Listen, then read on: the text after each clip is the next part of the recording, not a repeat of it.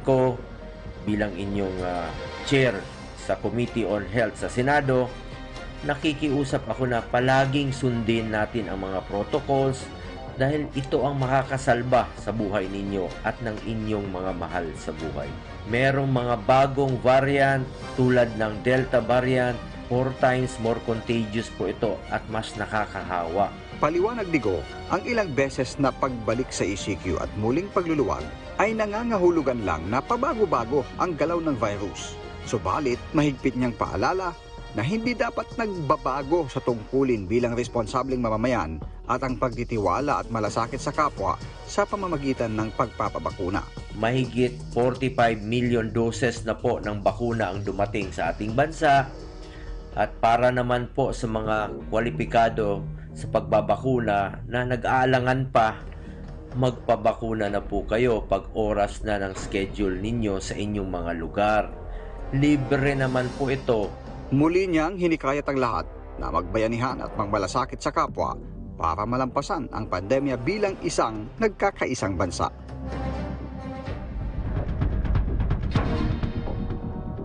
Una nang nabanggit ni Vaccine Czar Carlito Galvez Jr. ang pagkakabinbin sa pagbili ng bakuna na nasa ilalim ng tripartite agreements na pinasok na national government sa ilang grupo. Kasama na dyan ang mga lokal na pamahalaan. Ang epekto nito sa bakunahan sa mga lalawigan at ang isinasagawang COVID-19 response ng Marinduque. Ang ating pag-uusapan kasama si Governor Presbiterio Velasco Jr., ang presidente ng League of Provinces of the Philippines. Magandang umaga po sa inyo, Governor. Good morning po, Secretary Martin. Secretary. Governor, unahin po natin pag-usapan yung pagkakahold ng tripartite agreements para sa pagbili ng bakuna ng mga LGUs. Ano po yung nakikita ninyong epekto nito sa vaccine rollout ng mga probinsya sa kalagitnaan ng pagtaas ng COVID cases sa bansa? Yun po sa report po sa amin, at nagkaroon po kami ng meeting kahapon with UCNC at sa Jose Derhere at nakabutahe ay hindi naman po problema talaga yung pagpirma ng tripartite agreement. Ang po yun mga sir at Sputnik po ay talagang ang policy po ay negotiate lang sa national government. Yung Moderna at AstraZeneca ay hindi na nakakakompleto pa ng pag-supply. At yung iba, katulad po ng J&J ay hindi para open sa tripartite agreement. Covax po ay wala pang emergency station. So, may ilan lang naman po na LG sabi na hindi na pipirmahan yung tripartite agreement, pero nakita na valid naman yung rason ng NTF, kaya po hindi pa pirmahan yung tripartite agreement. Kami naman pong mga LG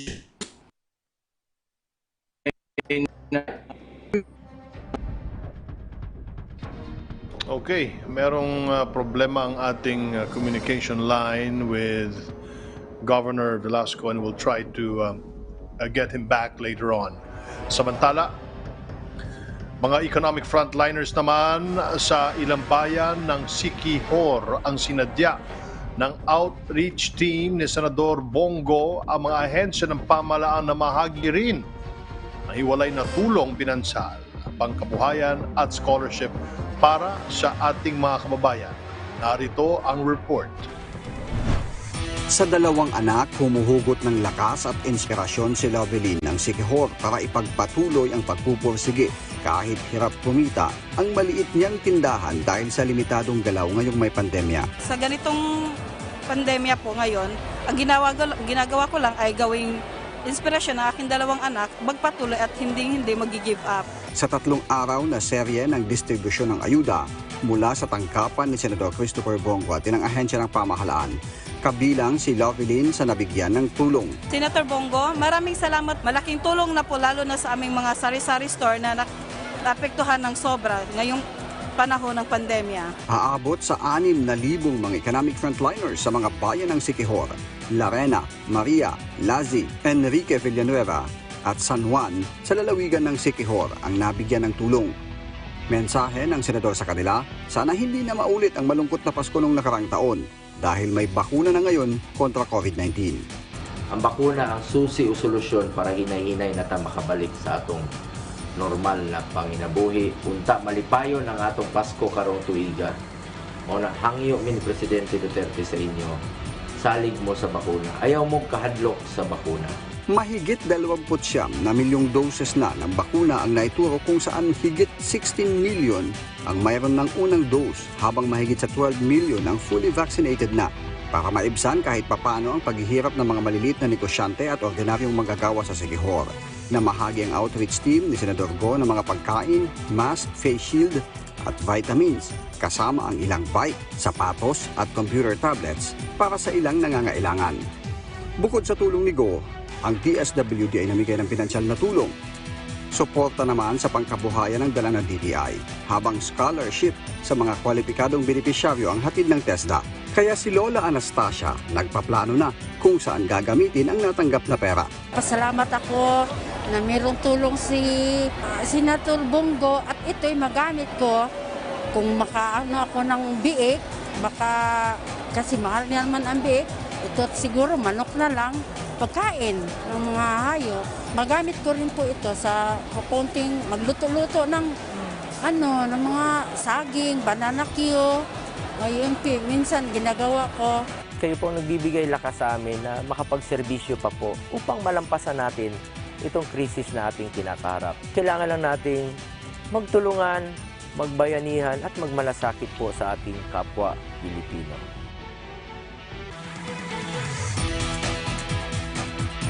Muli po natin balikan si Governor Velasco ng Marinduque. May datos po ba kayo, Governor, kung nasa ilang doses sana ang planong bilhin ng mga lalawigan through the tripartite agreement? Sa alam ko po ay meron na pong mga nauna sa aming mga kasama sa Liga na nag-negotiate na po at meron na naman pong tripartite agreement. Ang alam ko lang po na may aligasyon na hindi pa po na aayos yung kanya o napipirmahan yung tripartite agreement ay ang ating kaibigan pong si Governor Ebdani ng Zambales. Pero yung mga iba po ay nauna na po So napirmahan na po yung tripartite agreement. Governor, kumusta po ang dating ng supply ng bakuna diyan sa Marinduque at ilang pong doses sana ng bakuna ang plano ninyong i-procure sa ilalim ng tripartite agreement kung meron man? Kami po ay nakaasa naman po sa supply ng bakuna mula sa national government. Inihintay po namin yan. Kasi po ako bilang national president ng Liga, ay alam ko naman po yung availability ng supply. At yun na nga po, karamihan po sa mga supplier ng bakuna ay nakikipag-deal directly sa national government. Sila po ang priority. Kaya po kami ay iniintay muna po namin yung ample supply or sufficient supply ng bakuna na darating sa Pilipinas bago po kami o-order. Depende po kasi sa kakayahan ng mga LGUs, kaya kanya-kanya po ang decision dyan So sa ngayon po, yung Marinduque po ay naghihintay po na talagang may informasyon na po na maraming supply na darating at saka po kami bibili. Pero sa amin naman po binibigay ng national government ay dumadami na rin po. Halos mga 18% na po yung aming nabakunahan at marami-rami na rin pong vaccines na naibigay sa amin. Although gusto po namin ay mas marami pang bakuna na ibigay dahil nga po tumataas yung infection rate. Nag-request po ba kayo, Governor, sa IATF na sumailalim sa mahigpit o mas mahigpit na quarantine status ang lalawigan ng Marinduque at ilan po ba ang nanatiling active cases at kaso ng Delta variant diyan po sa inyo? Nag-request po kami ng mas mataas na community quarantine system. Dati po ay MGCQ lang po kami. Ngayon po ay GCQ na po kami at nag-notify po kami sa regional IATF for concurrence. Tumaas nga po ang dami ng aming mga total number of cases. Dati po ay 390 lang nung Mayo 2021. Ngayon ho ay halos umabot na ho ng 1,300. So mga 250% po ang increase. Ano po? Ang active cases po namin ay 250 cases na po sa ngayon as of the present time. Governor, natukoy niyo po ba kung bakit pataas ang bilang ng mga nagpopositibo sa inyong probinsya? May report na po yung Philippine Genome Center na meron na pong 6 na Delta cases dito po sa isang bayan namin sa Santa Cruz. Kaya po talagang tumataas itong aming infection rate at ang belief po namin, ang evaluation po namin ay baka itong Delta variant po ay meron na rin sa ibang bayan. Kaya lang po ay wala pa po yung mga ibang report galing sa Philippine Genome Center. Okay. Ano pong nakalatag na plano ng lokal na pamahalaan para maiwasang tuluyang ma-overwhelm ang mga ospital sa lalawigan? Nag-convert na po kami ng mga classroom sa bawat barangay bilang isolation facility at pinapa-overtime na po namin yung under construction pa po na isang malaking TTMF namin. So, tingin po namin ay ma-cover naman po yung mga tataas pang numero ng mga COVID cases dito. Sa ngayon po ay marami na rin po ang occupancy ng aming mga isolation facilities. Kaya patuloy po yung aming paggawa pa ng additional isolation facilities sa mga classrooms po sa bawat barangay. Kumusta po ang monitoring ninyo sa mga borders? Ano pong paalala ninyo sa mga kababayan nating papasok o lalabas ng Marinduque? Well, very strict po kami sa border control, Secretary Martin, dahil nga po natatakot kami na may mga iba pang carriers na papasok na dala pa lalo yung Delta variant. Kaya nga po mahigpit po kami sa pagpasok at nagre-require po kami ng RT-PCR or antigen test sa mga pumapasok. At yun naman pong mga non-appors o kasama na po yung LSI ay talaga pong prohibited po actually ang pagpasok ng mga ganong non-appors. Pero meron pong mga ilang rason na justified na ina-allow namin. So talaga pong stricto itong aming pagpapasok ng mga gustong bumisita o sa aming lalawigan. At pagkatapos po noon na pagdating naman po sa loob ng bayan ay sinasubject po yan sa thorough medical examination. Pag meron hong symptoms ay inaano na po namin, ina-isolate na ho kagad dyan. At yun nga, bibigyan ho ulit ng RT-PCR para po magkaroon ng talagang conclusive na finding na positive po yan.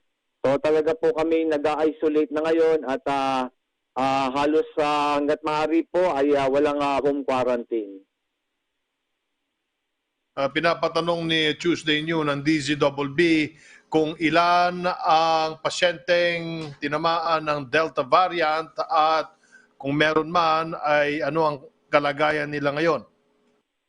6 po yung tinamaan ng Delta variant sa Santa Cruz at Sa 6 po, yung isa po ay minalas po tayo at pumanaw na po. Pero ang sabi po sa akin ay meron naman pong comorbidity yun, may ailment.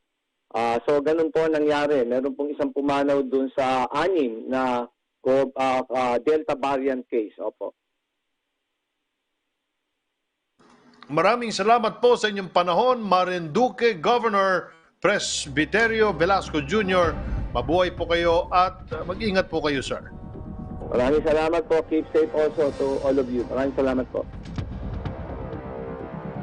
Samantala, hanggang dito na lamang muna ako, Yusek Rocky, at meron pa tayong trabaho dun sa opisina. Pero pagsama-sama ulit tayo sa Lunes, mga kababayan. Yusek Rocky, please go ahead. Pero Secretary Martin, ang suot ko ay may kulay pula ng konti, kaya bago ka po magpaalam, ako naman po ay babati sa yung kasama ko po, kasama rin dito yung ating mga kasamahan sa public briefing at ang PTV na isa pong maligayang kaarawan. At sana po ay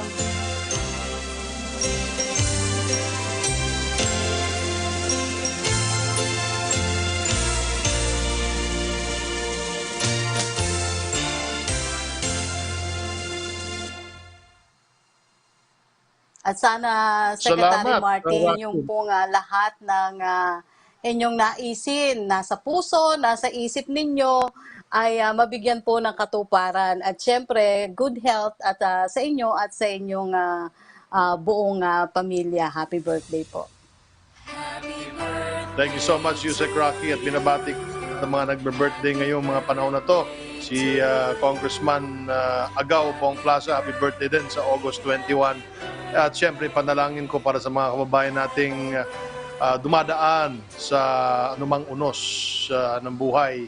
Lakasan nyo lang ang inyong loob at manalangin sa Pong May Kapal para malagpasan natin kung ano man ang hirap na pinagdaraanan natin tulad nitong COVID-19 pandemic. Salamat, Team PTV. Papadala ako ng lechon dyan sa inyo. Lechon manok. Okay lang, Secretary, basta kahit ano. Salamat po. And again, happy birthday.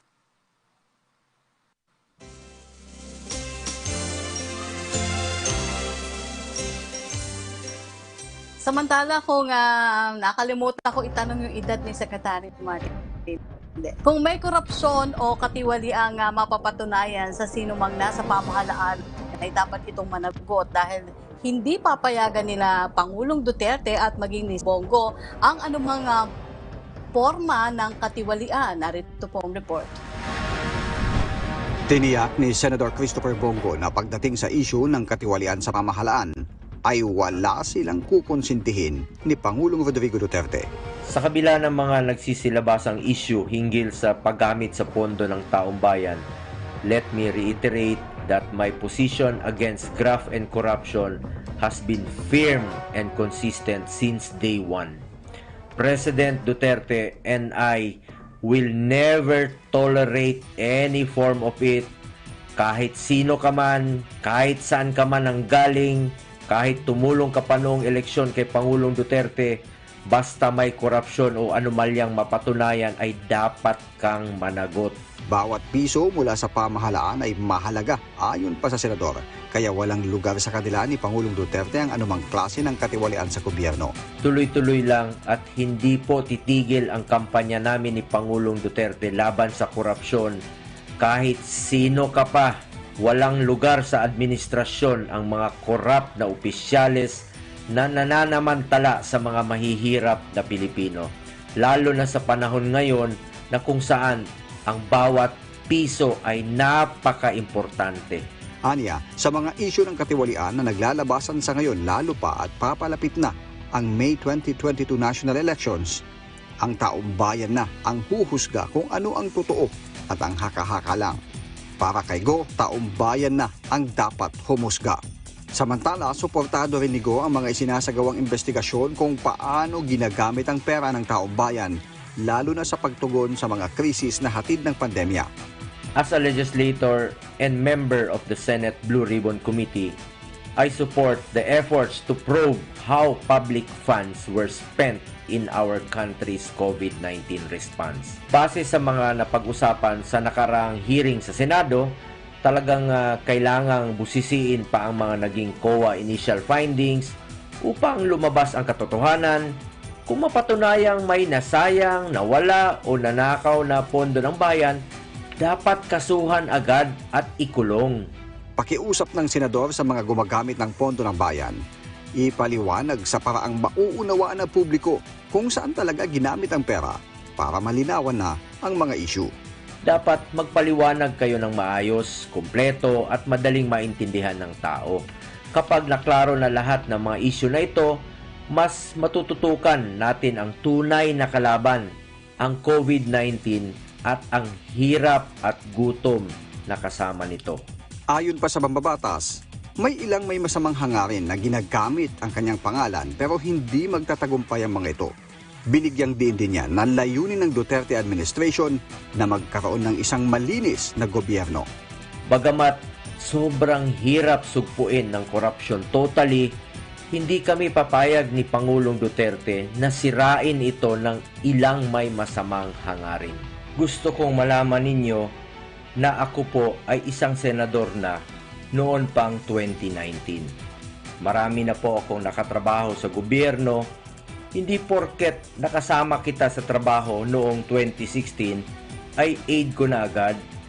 Pero kapag napatunayang pumasok ka sa korupsyon o katiwalian, kahit saang opisina ka pa, pasensyahan tayo. Hindi namin palalampasin ni Pangulong Duterte ito. Mananagot ka sa kasalanan mo sa gobyerno at sa mga Pilipino.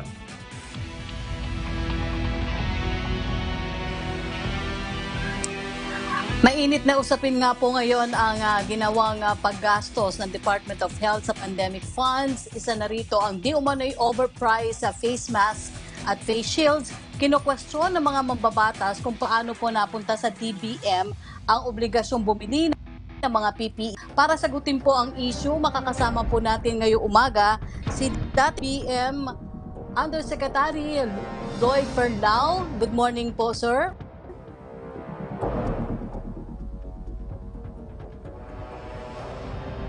Good morning, sir.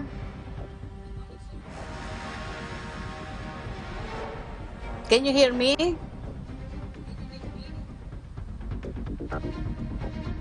Hindi po namin kayo naririnig.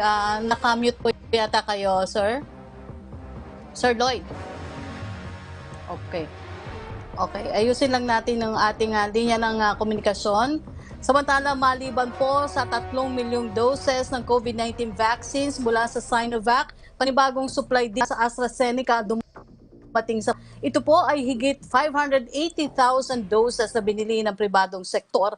Ang detalye mula kay Naomi Tiburcio. Naomi?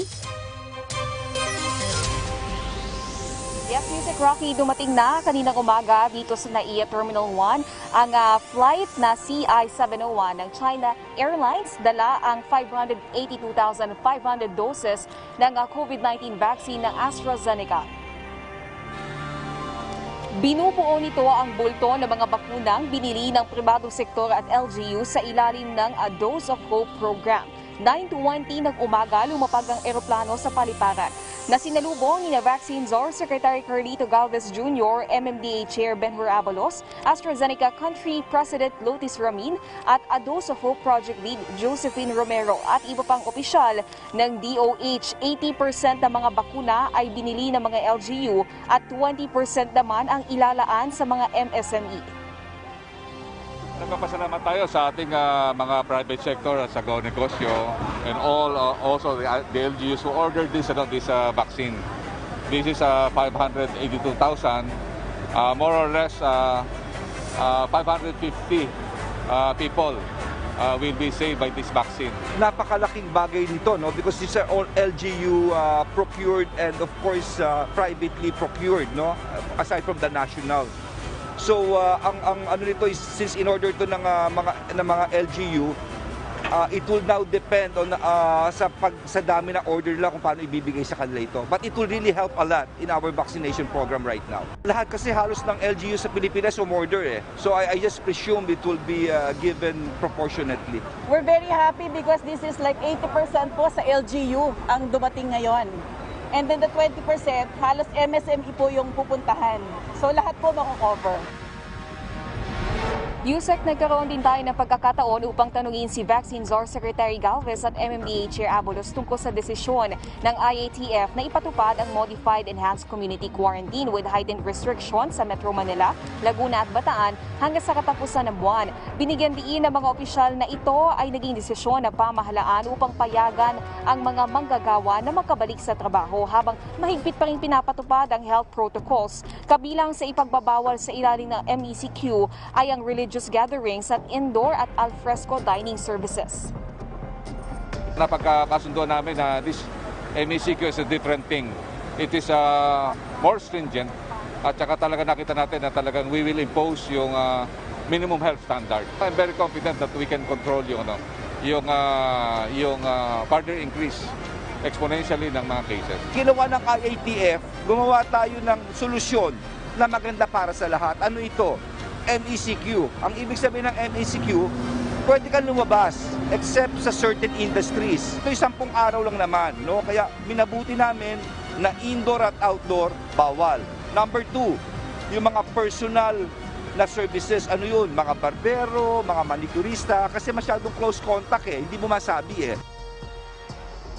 Ayon kay Secretary Galvez, umaasa siya na sa tulong ng mahigpit na protocols at mas mabilis na pagtunton, pag-isolate at pagpapagaling ng mga COVID-19 positives ay hindi na maibabalik sa ECQ ang quarantine classification sa Metro Manila dahil aniya, hindi nga ito sustainable at maraming manggagawa ang naapektuhan. Kaya't kayon hihintayin ng mga opisyal ang magiging resulta ng MECQ sa pagtatapos sa buwan bago tuluyang magdesisyon sa magiging quarantine protocol sa susunod na buwan.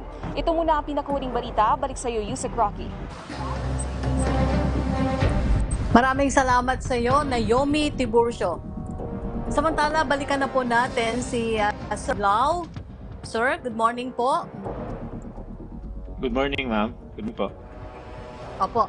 Sir, dumutang po ang pangalan ninyo sa nangyayaring investigasyon ngayon patungkol po sa COA audit observation sa Department of Health. Ano po? Ito po ay dahil sa paglipat ng kagawaran sa DBM ng pondong 42 billion pesos na pambili ng mga face mask at face shields. Pwede niyo po bang ipaliwanag bakit daw po napunta sa DBM? Kung saang opisyal po kayo dati ang pagbili pati ng supply na ito? At sino po ang nag-initiate ng transfer? Hindi po nilipat sa DBM ang pera.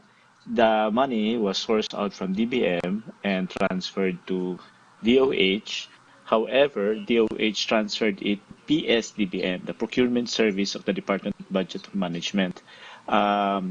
It is transferred to PSDBM when the items that you are buying is considered common supplies, so common goods like coupon band, ball pens, laptops, yung binibili natin na office supplies, toilet papers, alcohol, those are common supplies that most government agencies procure it through the PSDBM.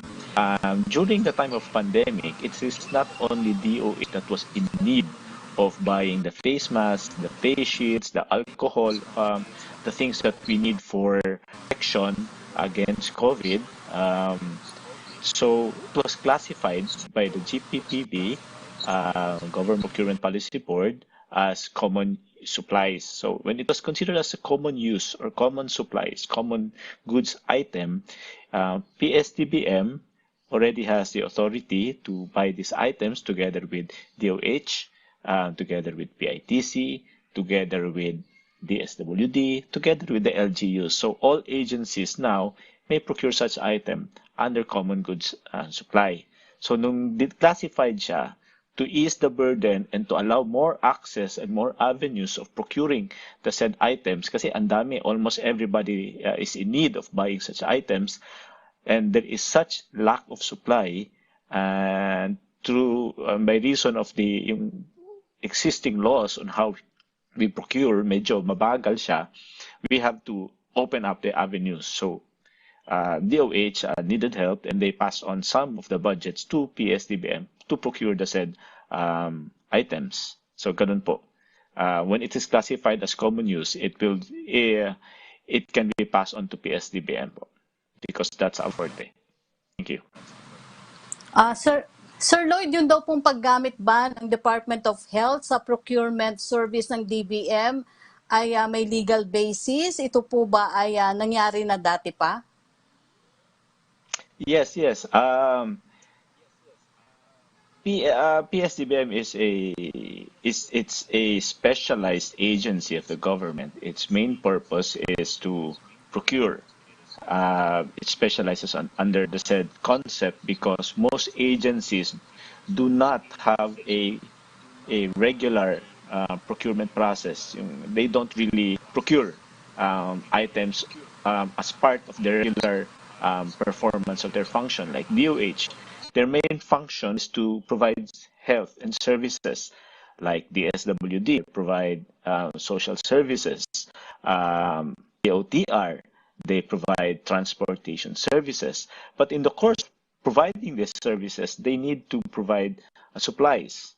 And to procure these items needs specialization, need manpower, needs time, needs effort. So in order to not dilute the manpower and resources and time of these agencies, a different agency is focused in performance function for them.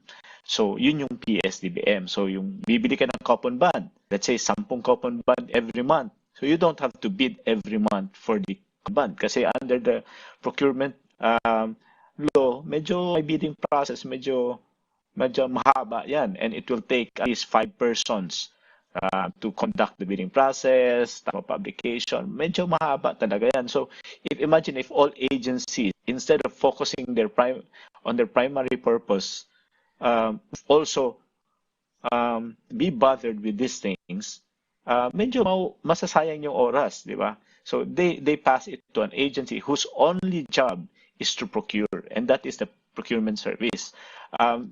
Multiple times na po, that's for long-standing years, ginagamit na po ang PSDBM to do for such function. And PSDBM has two functions: either they buy under the common supplies, or they do procurement under non-common use. Yung non-common use kasi hindi siya regular.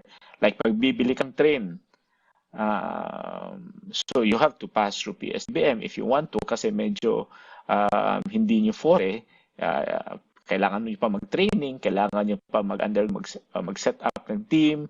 So the technicalities would be so much effort, and you will only do it once because we buy trains maybe once every 5 years.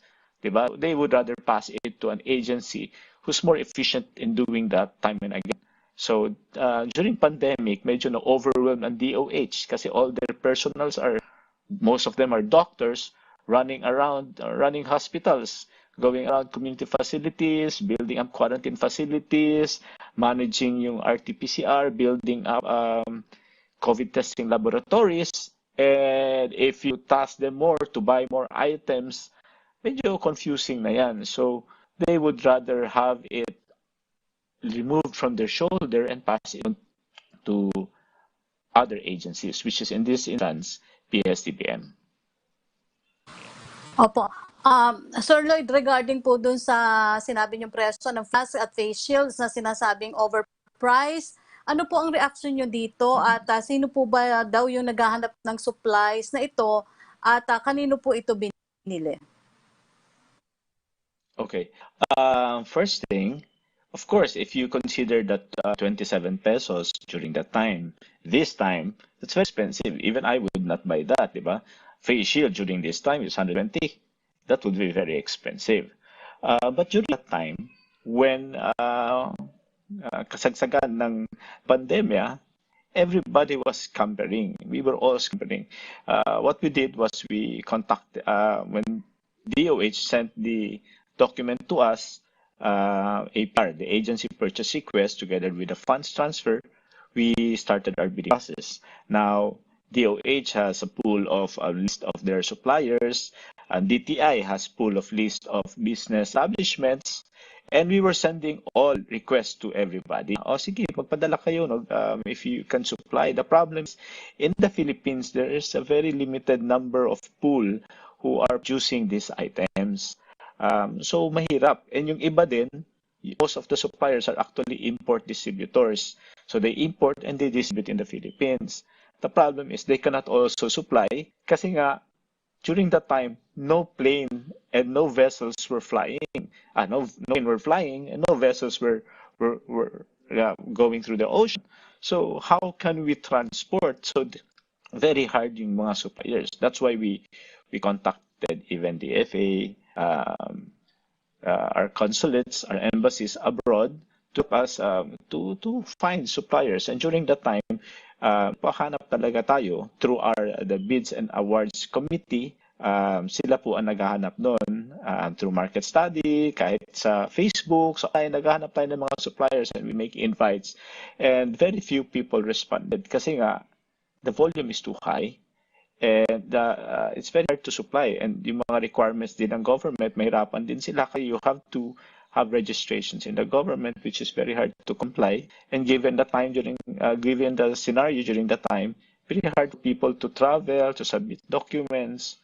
So yun yung complication.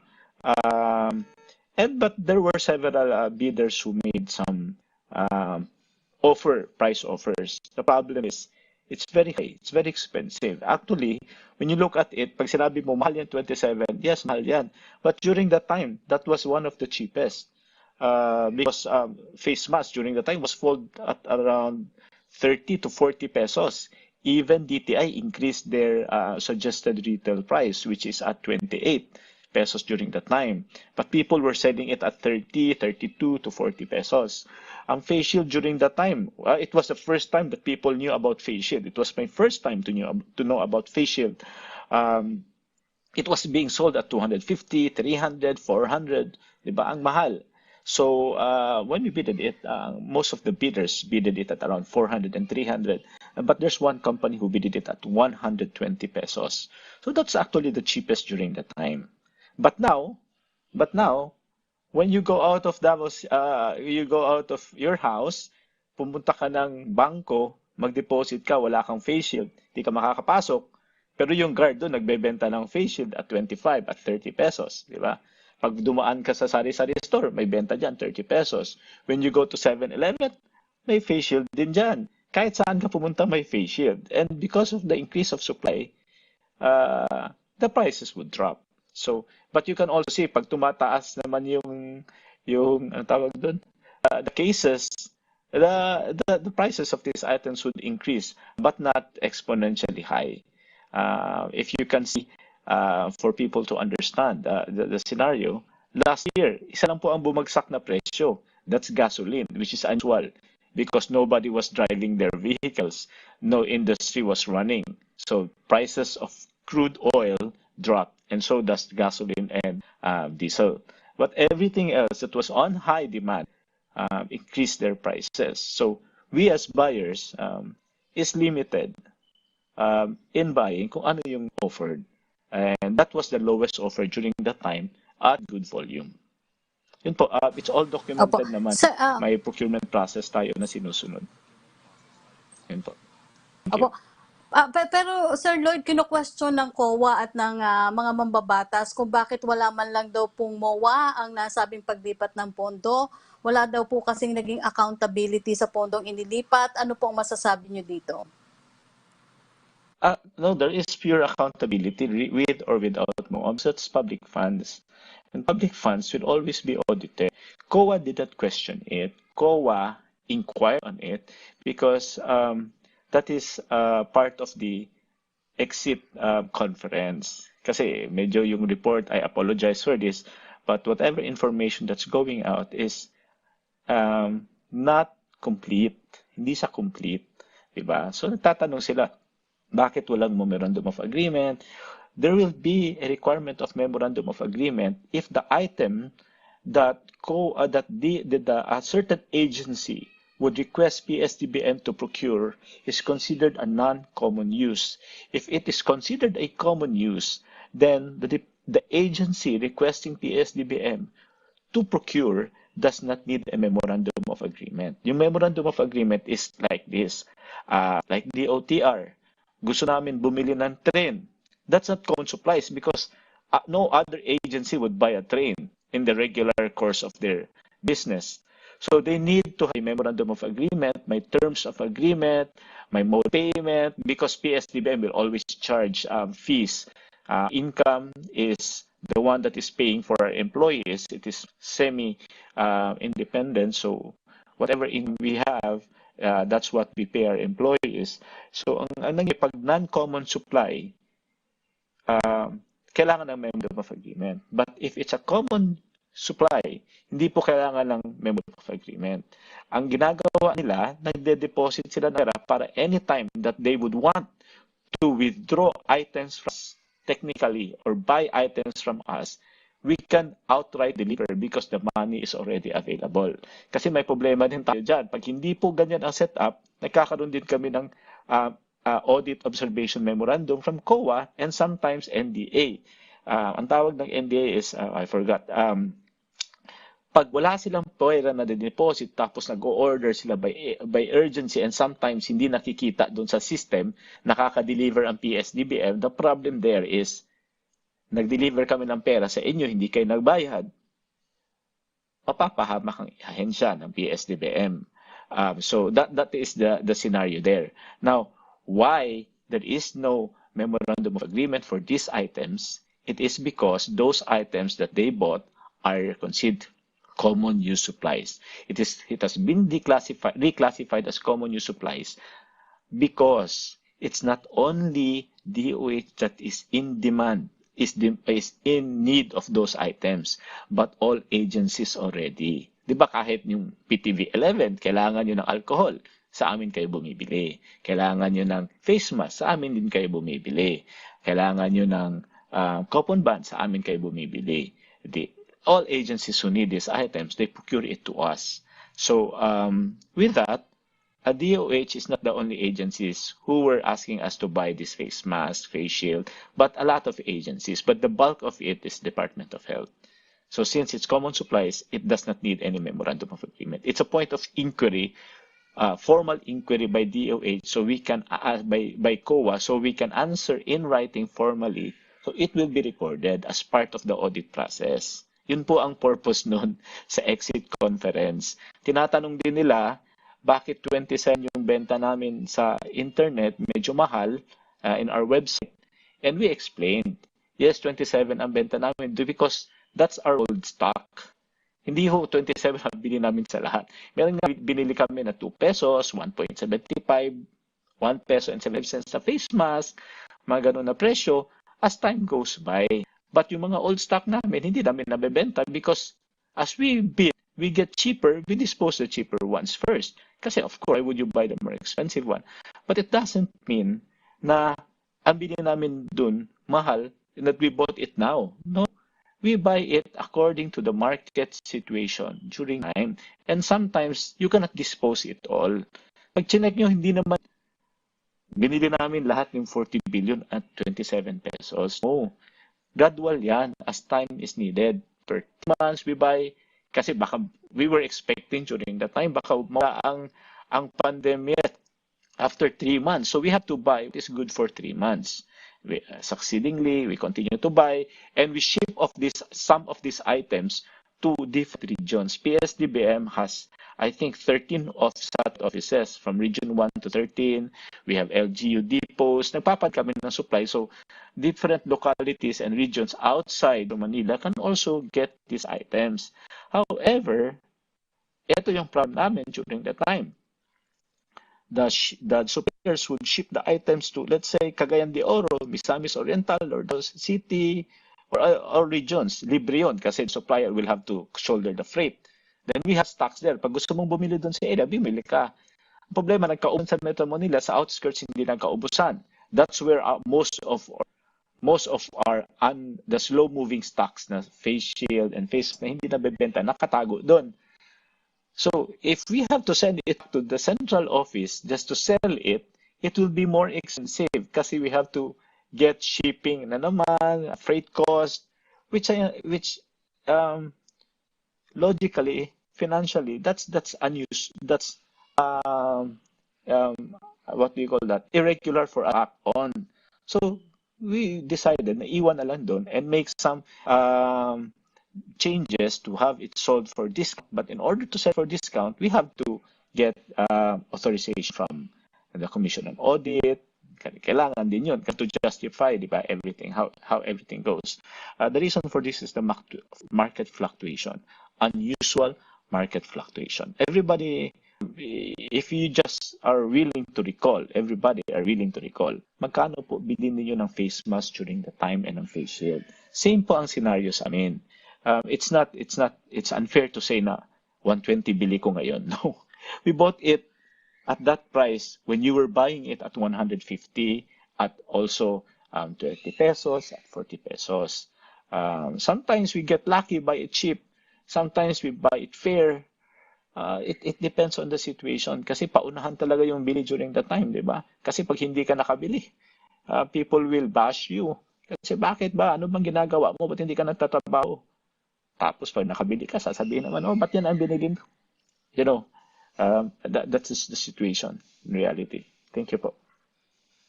Sir Lord, basahin ko lang yung ilang tanong na kasama natin para sa iyo. Unahin ko yung mga tanong ni Laila Salaveria. According to OIC Kanda, she had aired misgivings on the expensive face mask and face shields at that time. Were these concerns addressed before the purchase?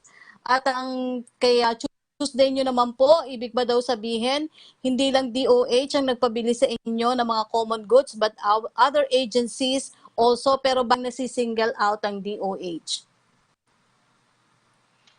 First, I cannot recall that Undersecretary OIC Secanda made such statement. I think it is best that we get the official record during when the statement was made. If she made such statement, maybe on an executive committee level, it's all recorded. We can get it and we can check on when it was said, how it was said, and what was the context when it was said, so we can understand. Kasi it would be made clear ano yung circumstances surrounding when such statement was said and whether or not it was actually said. Kasi as far as I can recall, I don't think there was any statement made. I've been attending exec committees din naman. And second, as to single out ba ang DOH, hindi naman siguro. Maybe because it's highlighted that DOH is the biggest procuring entity, agency who is buying face mask and face shield, because almost all of the employees of DOH are wearing face mask and face shield every day. In fact, they just don't wear things. They also wear N95. They also wear coverall, lab gown, gloves, head cover, shoe cover. Marami po silang sinusuot na. Parating binibili. Minsan, hindi po nakakaya ng PSDBM, bumibili din po sila sa PITC. Minsan, hindi din kaya ng PITC. They also buy it on their own. So, hindi lang din PSDBM bumibili. Even DOH is buying, continuously buying for itself. And PITC is buying it for them as well. And some other agencies, which I don't know how many dealings they have. As per other agencies, yes, that's true. The SWD is buying from us. Other LGUs are buying from us. In fact, almost all agencies are buying from us with respect sa alcohol. Because bago pa nagpandemya, nakabili na po kami ng alcohol na kontrata, mura. So, nung nagpandemya, kami yung pinakamurang alcohol. Di ba? Kasi during the time, but it ran out around 3 to 4 months, then we have to bid it again, which significantly changed the price of alcohol. Other things din po, yun. That's it. And the answer to that question is yes. The direct answer to that question is yes. Yes, other agencies are buying from us. Thank you. Opo. Sir Lloyd, nadidikit po yung inyong pangalan kay Senator Bongo. Kayo po ba daw ay may kaugnayan sa kanya at may kinalaman din ba siya sa mga transaksyong ito? So ever since they've been always doing that, no? tie you to a politician to make my job politicized. Well, in reality, I applied for a job and I got lucky. I got a undersecretary position in the presidential management staff under Secretary Ferdinand Cui. After a year, I requested, I applied for a different position, which was my first and my second um, government agency that I worked for when I was young, which is Housing, Land Use and Regulatory Board. Because when I was a young lawyer, I worked with HLURB before in Mindanao, which was approved. I was appointed, so lumipat po ako doon. Lumipat ako doon. Also, after a year, I resigned and applied for undersecretary na naman sa DBM. Then, I was appointed sa PS-DBM. Then, after a year, I again applied. I apologize for overall deputy ombudsman. It's people think it's something political. No, it's not. I've been doing it for it's part of my character. I work for government when I was a law student, so I can go to school. I work as a teacher in Ateneo de Davao University when I was a law student, college teacher. So then I became a lawyer. When I became a lawyer, I relieved myself from the local government unit sa council, Councilor Galicia, and I applied for HLURB. But when I worked sa government sa HLURB, sometimes I get bored, so I left the office within a period of 6 months. Then I entered into private practice. But now, given the opportunity in 2016, I tried the government again. But siyempre, I'm used to be a practicing lawyer with so many clients. I get really a bit, not that the term is maybe bored in a common parlance, but sometimes I reach the level of plateau that I don't really find the work so enticing after a year. So I try to get a different field office that I can learn again. And given the scenario that last year when I applied for overall deputy ombudsman, people were, making it political. So I withdrew my appointment and successively I tendered my resignation. That's it. I'm planning to go into private practice again, but we'll rest for a couple of months. But to politicize it that I am connected to this and to that, and there's this transaction, this is a transaction. Politics maybe, but I'm not a politician. I'm just like any other Filipino who wants to try his profession, his luck in the community. That's it. But to politicize is also very unfair, yes, for the politicians that's tied up to me, that's unfair for them. More so for me, because I'm doing this for my own profession and my own uplift, professionally, personally, and growth, personal growth. Kaya medyo nakakapagod because you want to do something good, prove something to yourself, but people make it a lot of things. So it is best maybe for me to stay out of politics, because you can never isolate yourself in politics, even if you're not a politician. Thank you, ma'am. Panghuli na lang po, Sir Lloyd.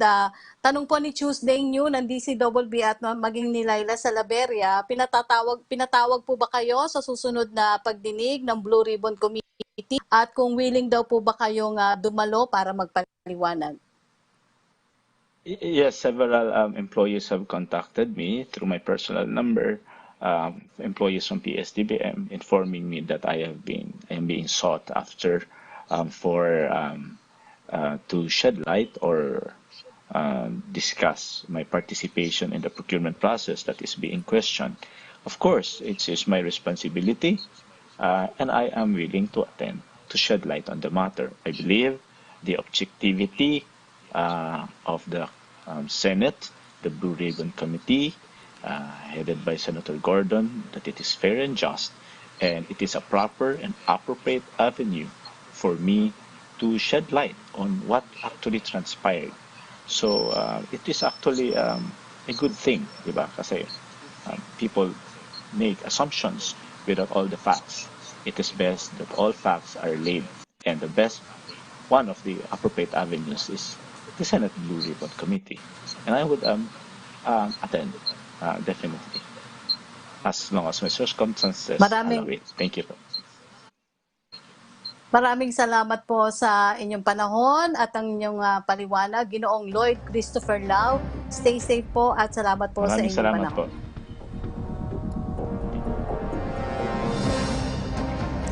Samantala, inanunsyo na nga ng IATF na ibaba sa MECQ ang klasifikasyon ng Metro Manila hanggang katapusan ng Agosto. Ang tanong, pabor na kaya rito ang grupo ng mga negosyante? Makakausap po natin si Employers Confederation of the Philippines President Sergio Ortiz Luis Jr. Good morning po. Ay, good morning, Yusek, at sa ating mga taga-panood. Opo, salamat po sa inyong panahon. Ano po? Sir, diretso na po tayo. Pabor po ba ang ECOP sa naging desisyon na ibaba na sa MECQ ang Metro Manila hanggang katapusan ng Agosto? Definitely, kasi from the very start naman, against kami talaga doon sa ECQ, no? So, hindi lahat ng namin na gusto namin, makapasok hanggang maaari yung lahat ng pwedeng pumasok. So, hindi ko pa nakikita yung detalye nito, pero mukha namang okay. Better than na natatakot kami doon i-extend, talaga hindi na nakaya ng of course, the government medyo hirap na rin at ang mga empleyado natin, yung mga workers, kawawa naman. Opo. Hindi man po na-extend itong ECQ, sir, pero may ilan pa rin pong restrictions. Ano po ang sa ilalim ng MECQ? May ina-expect di po ba kayong losses sa higit isang linggong MECQ na ito? Well, siyempre, meron din, pero hindi naman siguro kagaya nung malayo ro sa estimate ng NEDA na 150 billion a week, which in 2 weeks ay 300 billion. Ano? So, siguro ito kung meron man losses, yun na lang mga ni-restrict na hindi makakapasok. Ano? At kami naman pabor na higpitan yung pag-implement para doon sa mga non-A4 nakakalat-kalat at ayusin nila yung iba pang protocols para makabawas tayo sa dito sa pandemic, Pero okay na rin yun, siguro dahan-dahan na-reverse yung natin dahil doon sa ECQ, sana makabalik na tayo on track dahan-dahan. Opo. Sir, bukod dito sa sinabi niyong hindi naman apor, napakalat-kalat, kung kayo po ang tatanungin, ano pa po yung maisasuggest ninyong hakbang o paraan na pwede pong gawin kung saan mababalanse talaga yung pagtugon sa ekonomiya nang hindi naman bagay sa alanganin ng kalusugan ng ating mga kababayan? Siguro kailangan pag-isipan mabuti yung mga pinatutupad natin. Kaya tayo, napakalaking gastos, napakalaking perwisyo noong 2 linggong ECQ, no? Pero tingnan mo naman, paano naman magiging effective yun? Sabay-sabayan yung hindi maayos yung pagbibigay ng ayuda, nagiging source ng mga hindi kasabay pa yung registration ng COMELEC, kasabay pa yung vaccination na hindi masyadong maayos, hindi ko alam kung ano. Tapos we expect na mababawasan ng tao sa kalye, hindi siguro ganun ang dapat na ginawa. Plus, nakakagulo yung the inability of the public transport to provide real transport to those who should be traveling, to those who are working. Medyo magulo rin. Although nabawasan ng traffic during the ECQ, pero ngayon na hindi na ECQ, dadagdagan yung magtatrabaho, sana naman ayusin nila yung transportation, yung mass transportation. Pero base po sa pag-aaral, sir, yung virus po nakukuha mula sa trabaho at naiuwi sa mga tahanan. So ano po ang reaksyon nyo dito at paano nyo po matutugunan yung ganitong or mapuputol yung ganitong chain of transmission? Ano, hindi ko sigurado kung talaga may pag-aaral na sa trabaho na kukuha yan eh. Of course, there are, dahil pero hindi sapat na rason yun para wag pagtrabahoin ta. Dahil kung yun ang rason, hindi na tayo mawawala sa ECQ. So dapat yan talaga pag-aralan, yung pagpunta sa trabaho at pag-alis sa trabaho, malaking bagay yun. Yung pagpila mo sa sasakyan, at pagpila sa bakunahan, yan, malaking yan. Kalat siya kaysa sa trabaho, na alam mo naman, ingat na rin naman ang mga kumpanya na binabantayan nila ng protocols, hindi naman sila papayag na mayroong papasok na mayroong symptoms doon sa hanggang maaari. So, yung bibintangan natin yung sa lugar ng trabaho, kumakalat yan, hindi siguro totoo yun. Baka sa malls, baka sakali, pero hindi sa lugar ng trabaho. Maingat ang mga kumpanya, takot sila. So, hindi yun ang dapat na bantayan. Tsaka, bukod sa masyado natin tinututukan yung pagtaas ng cases. Hindi natin binabalanse doon sa fact na 96% of those cases hindi naman kailangan i-hospitalized yung 4% lang siguro kailangan ba yung nagiging severe tsaka doon gagaling yung namamatay tapos pipigilin mo ang buong ekonomiya ang mga tao lalong dumadami ang rason na kinamamatay sa ibang bagay alam naman natin yon. Ang unang-una talagang dapat na gawin sa halip na yung health system natin at na dapat talaga huwag ma-overwhelm. Yun ang dapat Kung part of the losses ng economy, tinututok natin doon sa health system, hindi sana tayo natatakot mo overwhelm.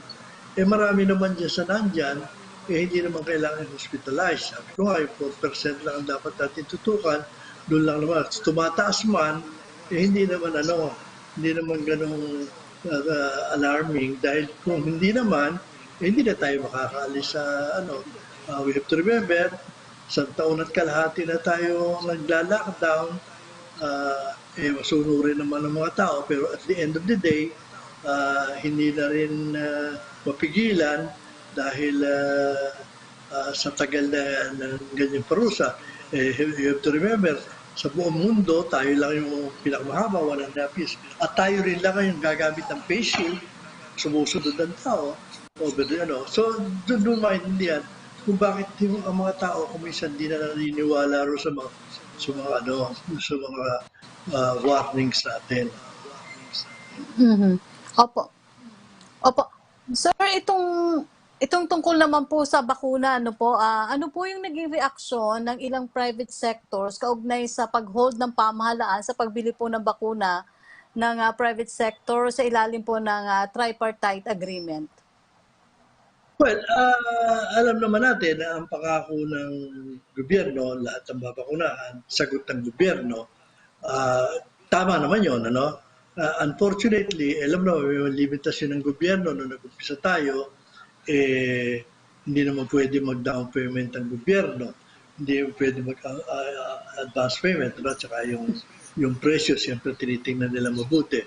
Noong una, talagang hirap na hirap tayo. Pero ngayon, nakikita ko naman, with all the efforts, talagang tuloy-tuloy naman yung dating na ng bakuna, tapos meron pa mga private sector na tumutulong, yung mga empleyado nila na hindi kasama sa priorities, masama, hopefully, ngayon sunod-sunod na yung dating ng bakuna, ma-address na yun, pati yung mga importation ng private sector. At talaga namang, alam naman natin, na kung hindi natin tutuloy-tuloy itong bakuna, talaga may problema tayo. At kung ito'y tutuloy-tuloy natin, may iwasan natin talaga yung mga lockdown na yan. At ang mga tao naman sisigla na yung kunti ekonomiya natin dito sa mga darating na buwan. Opo.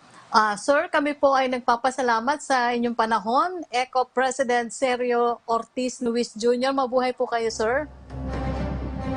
Salamat din sa inyo, Yusek, at sa ating mga tagasunod. Narito naman po ang pinakahuling datos ng COVID-19 cases sa bansa base po sa report ng Department of Health as of August 19, 2021. Umabot na sa 1,791,003 ang total number of confirmed cases matapos itong madagdagan ng 14,895 na mga bagong kaso kahapon. 208 ang mga nasawi kaya umabot na sa 30,881 ang total COVID-19 deaths.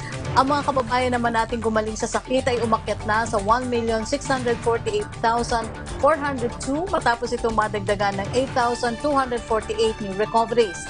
Ang active cases naman natin sa kasalukuyan ay 111,720. 6.2% po, yan ang kabuang bilang. Samantala, isa sa dahilan kung bakit nangingibang bansa ang ilang Pilipino ay para po may maipantusto sa pamilya, ngunit hindi lahat sa mga nakipagsapalaran abroad ay pinapalad. Kaya naman po ang Department of Agriculture sa pakipagtulungan sa DOLE OWA ay naglusad ng programa ng magnegosyo dito. Mismo sa bansa ang ilang OFW ang programang yan ng ating tampok bukas sa ani at kita.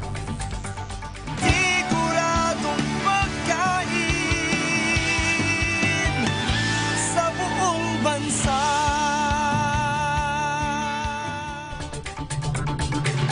At yan po ang mga balitang aming nakalap ngayong araw. Ang public briefing po ay hatid sa inyo ng iba't ibang sangay ng PCPOO sa pakipagtulungan ng Department of Health at kaisa ng Kapisanan ng mga Broadcaster ng Pilipinas o KBP. Sa ngalan po ni Secretary Martin Andanar, ako po si Yusek Rocky Ignacio ng PCOO. Makita-kita po ulit tayo bukas dito lamang sa public briefing #LatingandaPH. Kaya natin to. Kaya natin to.